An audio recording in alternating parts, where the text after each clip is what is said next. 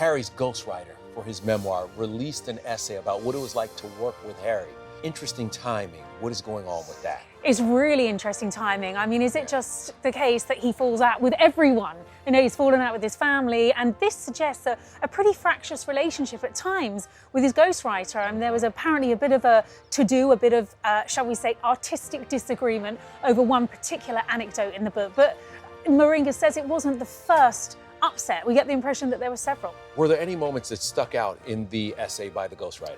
Well, this anecdote about them falling out, and pointedly the ghostwriter says this wasn't the first sort of creative difference, but this particular anecdote was about when Harry was undergoing some hostile training and he was really being pushed to his absolute mental limit. I mean, two of the other people in training just couldn't handle it.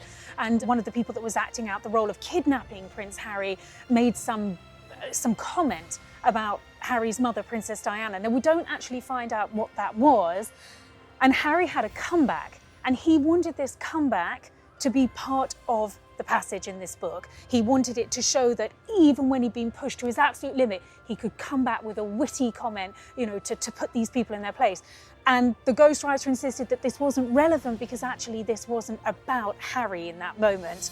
Harry didn't like it. There was a real conflict there, and eventually Harry backed down. And we understand that this wasn't the only creative difference they had. There were several. And I suppose when someone else is writing your story, it's such a personal experience, I suppose that is inevitable.